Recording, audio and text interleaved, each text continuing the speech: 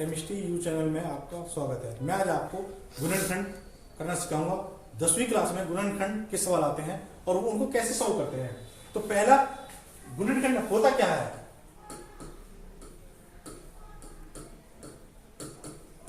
कोई भी द्विघात समीकरण होता है। द्विघात समीकरण ले लेते हैं हम। 3x²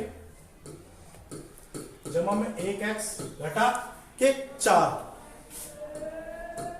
इसके आपको गुणनखंड करने हैं। तो गुणनखंड करने कैसे? सबसे पहले देखते हैं कि ये समीकरण है जो हमारा द्विघात है या नहीं। तो द्विघात समीकरण होने के लिए ax² जमा bx जमा में c कंडीशन में होना चाहिए। यानी कि a का मान तो हमारे 3 है, b का मान 1 है, तो c का मान 4 है। तो हम क्या करते हैं, द्विघात समीकरण में गुणनखंड करने के लिए कहीं भी हम ac की गुणा कर लेते हैं। ac तो AC क्या है हमारा? A है हमारा A बराबर 3, B बराबर 1, C बराबर 4, यानी कि 4 या 12। AC आ गया हमारा 12।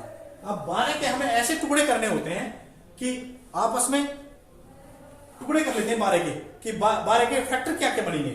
तो एक बनेगा 12 एकम 12, दूसरा बनेगा 4 तिया 12, तीसरा बनेगा 6 दूनी 12, अगला बनेगा 3 4 और 2 6, और उनको लेने की जरूरत नहीं है, यही लेते हैं। अब हम ऐसा देखते हैं फैक्टर कि अगर उनको आपस में गुणा करें दो फैक्टरों को तो 12 आए, गुणा करने पे 12 आए, और आप जमा या घटा करें तो हमारे पास 1 बचे।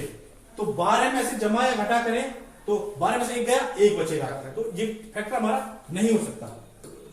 दूसरा है 6 दूनी 12, 6 में से 2 करेंगे घटाएंगे तो 4 बचेगा, तो ये फैक्टर भी नहीं हो सकता हमारा। 4 तिया 12, 4 में से 3 जाएंगे तो 1 बचेगा, ये फैक्टर हमारा बन सकता है। तो ऐसे लेंगे 3x² जमा के 4x घटा के 3x घटा के 4 बराबर 0, ये हमारा फैक्टर हो गया। अब इसमें से क्या करेंगे हम? पहले दो को अलग करेंगे और लास्ट वाले दोनों को अलग लेंगे, यानी कि शुरू के दो हैं जो ये अलग और ये वाले अलग। अब इसमें से हम क्या देखेंगे? सबसे पहले कि दोनों किस संख्या से भाग होती हो। कोई ऐसी संख्या है जिससे दोनों भाग हो रही हो? नहीं है, एक ही है खाली। फिर इन दोनों में से और क्या कॉमन निकाल सकते हैं हम, ये सोचें। तो इसमें से क्या है कॉमन जो दोनों में मिल रहा हो? x है, यानी कि 1x। एक को लिखो चाहे मत लिखो, सिंपल x लिख दो x। तो 3x जमा के 4। फिर दोनों में से क्या कॉमन आ सकता है? इनमें से कुछ नहीं है, तो घटा का 1। यहां घटा के 1 कॉमन ले लिया, तो यहां 3x जमा के और घटा इसमें से बाहर ले लिया जमा के 4 बचा। अगर एक और मिलान करने के लिए हम देखते हैं, अगर ये दोनों हमारे एक जैसे हैं तो ये इसका मतलब हमारा सवाल सही है। अगर ये अलग अलग आते हैं तो हमारा सवाल सही नहीं है। तो एक फैक्टर तो आ गया हमारा x घटा 1, और दूसरा बन गया 3x जमा के 4 बराबर 0। तो ये हो गया हमारा फैक्टर इसके। और फैक्टर का अगर हम देखें तो उत्तर की जांच करने के लिए तो हम देख सकते हैं x घटा 1 बराबर 0, 3x जमा के 4 बराबर 0, तो x बराबर 1 और 3x बराबर घटा 4, x बराबर घटा 4 बटे 3, यानी कि x का मान 1 तो ये आ गया और 1 मान ये आ गया।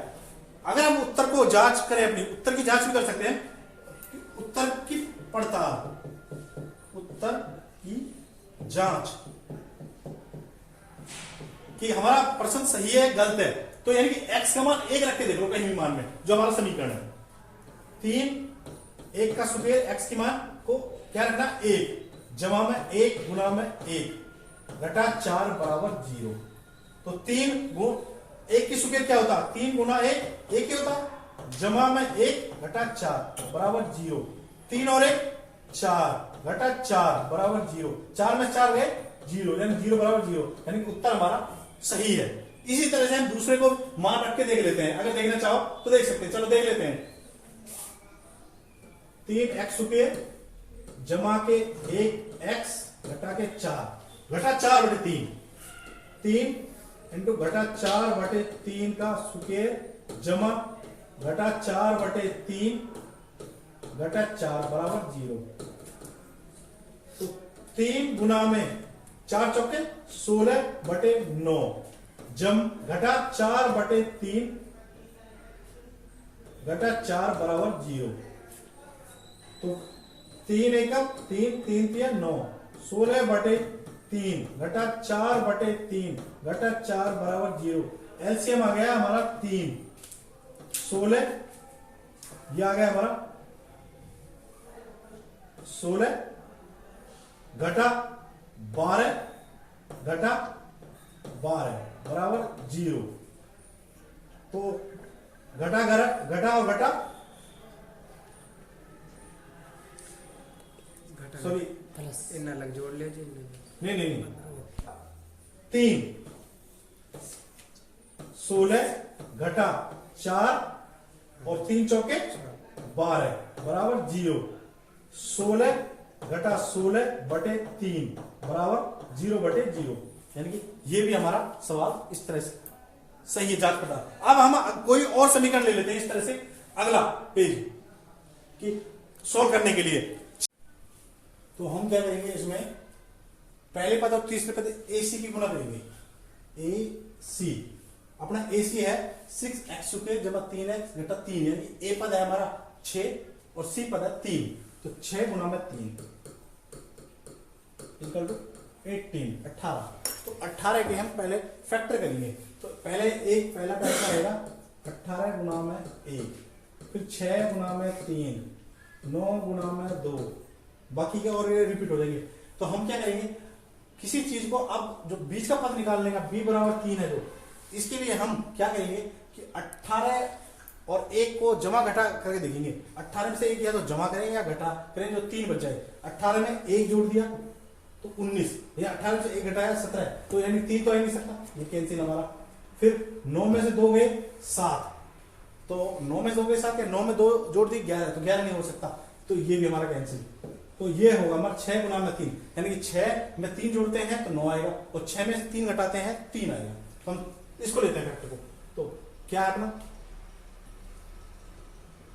ax² जमा के यहां बड़ा उसको लेते हैं जो जिसका निशान यहां हो। तो अगर यहां हमारा माइनस का निशान होता तो माइनस के 6 लेते, तो प्लस का है तो प्लस के 6x माइनस के 3x माइनस के 3 इक्वल टू 0। अब क्या करेंगे, इसमें से वही पहले तो पहले क्या निकालेंगे, इसमें कॉमन जो दोनों में से कॉमन मिल रहा हो। तो क्या कॉमन अपना आ रहा है 6x, तो x जमा 1 हो गया। इन दोनों में से हमारा जो ये है, ये इसमें से क्या कॉमन आ सकता है जो दोनों में मिल रहा हो, तो कुछ नहीं, माइनस के 3 कॉमन आ रहा है, माइनस के 3, तो x जमा 1 -3 बाहर आ गए, -3 x को डिवाइड किया -3 से तो x बचा, और माइनस के 3 से -3 बाहर ले लिए, प्लस का 1 इक्वल टू 0। ये समीकरण आ गए। तो अब ये दोनों समीकरण हमारे एक जैसे हैं, तो यानी कि सवाल हमारा सही है। अगर एक जैसे नहीं आते तो गलत होता। तो 6x - 3 एक समीकरण, तो इसको ले लेते हैं, और एक जो बीच का होता है किसी एक को ले दो, x जमा 1 बराबर 0। ये तो हो गया आपका हल। अब उसके बाद x का मान निकालेंगे हम। 6x - 3 बराबर 0 और x जमा 1 बराबर 0, x बराबर -1 और 6x बराबर 3, x बराबर 3/6 1/2, और x बराबर, तो x का मान 1 तो आ गया -1 और 1 आ गया 1/2। ये हमारे x के मान है। उत्तर की पड़ताल करने के लिए किसी एक मान को रख लेते हैं, माइनस को रख लेते हैं इक्वेशन में। तो ये थी इक्वेशन हमारी 6x² जमा के 3x - 3 इक्वल टू 0। इन दोनों में से किसी एक मान को ले लेते हैं, माइनस मान ले लेते हैं x के, कि उत्तर हमारा सही है या गलत है।